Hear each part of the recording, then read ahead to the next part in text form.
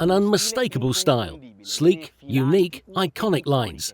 These are the ingredients with which NAUTOR SWAN has characterised its hulls for over 60 years.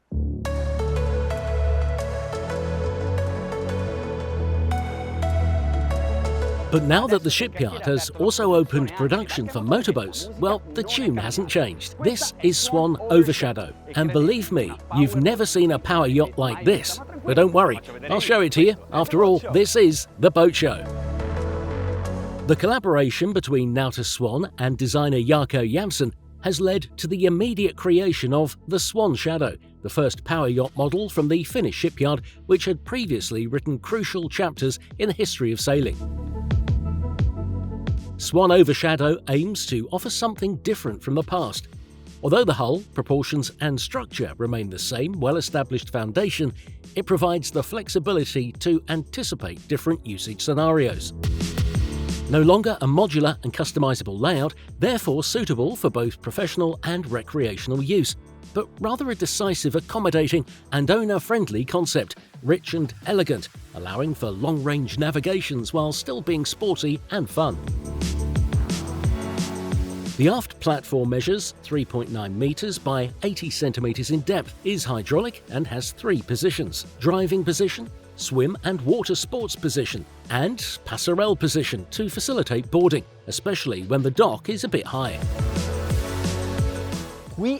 Here on the aft platform we can observe the bulwarks that reach the flat transom stern with the classic edge of the Club Swan 50, a true sailing jewel. In the centre, a large sun deck covers the stern locker, now used as the engine room. These details best express the care and value of this vessel.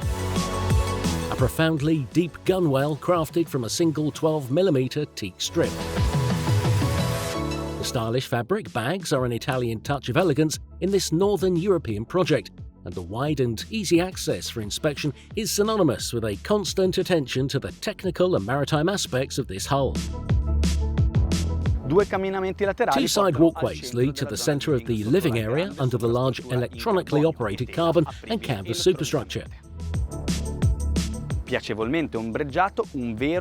shaded, it's a true private lounge overlooking the sea, featuring L-shaped seating and 2 sofas, completely surrounding a central teak table. Amidships on the starboard side, a wet bar module with cabinets and 2 refrigerators. On the opposite side, there's the pilot station, a very essential navigation bridge, Volvo Penta electronic throttles, 2 16-inch Garmin chart plotters, and the now indispensable joystick. Below deck, the design studio Navia, in collaboration with NAUTOR's in-house team, has arranged 2 different layouts, one with a large full-beam forward double bed, or another with a configuration of cushions to create 2 single beds. Both configurations include, on the second level of the deck, a separate bathroom with a retractable toilet, and an interesting recess in the hallway to allow for greater internal heights. To reach the bow, you walk along the walkway on the gunwale, which is so wide that it resembles a true side deck.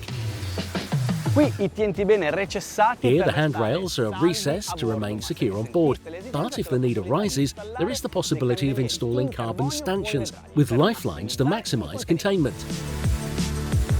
Usually, when I get to the bow, I always talk about the large sunbathing area, the comfort and the visibility, but here, there's really nothing to say. Look for yourselves and judge. In my opinion, it's even more beautiful without the cushions. With that said, it's time to start the engines and go for a ride.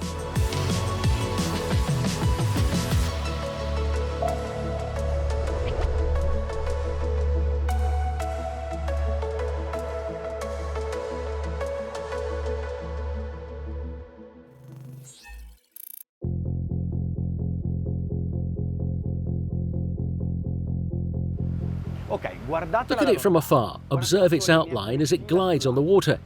Do you know why this boat is so beautiful? Because it's simple. Or rather, it's simple in design and stylistic features, but it's not simple in terms of onboard systems and, above all, in the hull design. The hull has been designed by Jarko Janssen, who has achieved significant success in his career and features a twin-stepped V hull which is very pronounced on the bow. Normally, steps are considered when reaching a certain speed, typically above 40 knots. These have been created for lower speeds, around 15 knots, that is, from the planing phase up to 20-25 knots, to keep the bow low and optimise the heeling angle in that speed range, which is usually critical for these types of boats.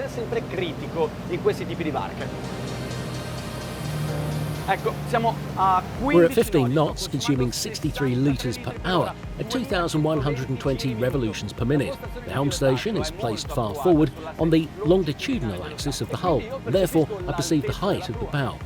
I'm in sync with it. It is in this speed range that the redans are working, while in the planing phase the hull is not completely lifted from the water and the bow is still partially immersed. By creating two depressions under the hull, primarily at the bow, mainly the bow falls into the water, optimising the heeling angle. What do you think? It seems like excellent work to me, but my perception remains that I need to give it a bit more gas.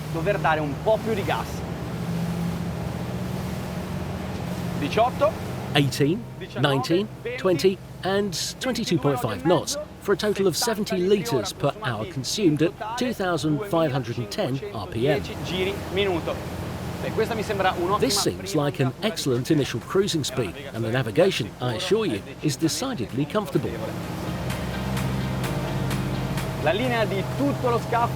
The entire hull design speaks for itself. It's very streamlined and low, and furthermore, the hardtop is entirely made of carbon fibre. What does this mean? Combined with the fact that instead of outboard engines, we have inboard engines, the weight is concentrated in the lowest part of the hull, resulting in a very low centre of gravity.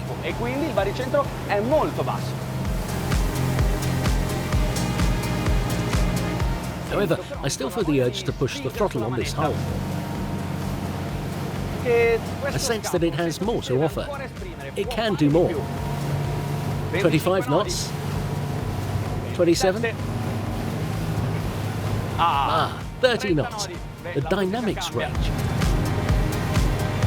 The heeling angle is truly perfect, and I'm convinced it won't change from here to the maximum speed.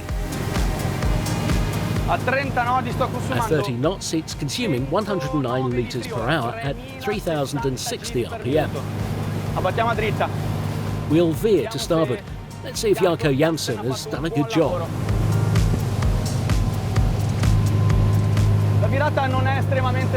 The veer isn't extremely tight, but the grip is incredible.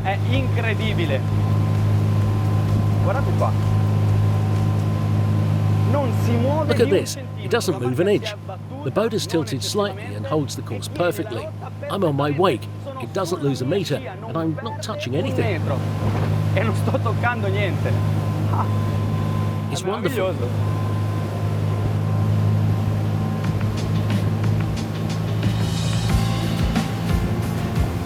This is how the SWAN Overshadow knows how to navigate.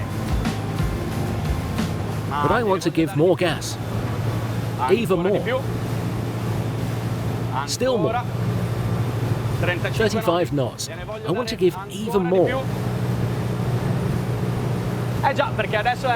Indeed, because now is the moment I prefer the most. Because the shipyard states that with this type of stern drive engine of 880 horsepower, the new SWAN Overshadow can easily reach and exceed 40 knots. Today, as always, I have two goals: one to reach them, two to exceed them.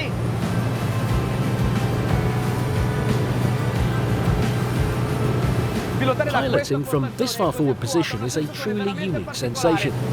I feel every movement of the hull, every motion of the bow, and every wave beneath my feet.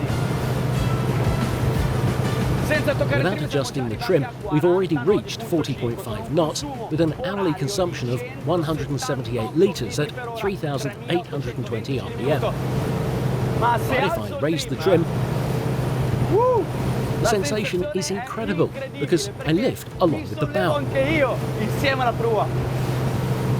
Everything becomes lighter and the speed increases. 41.5, 41.8. and the maximum speed we reached today with the new SWAN Overshadow, ladies and gentlemen, is 42.2 knots. Good job.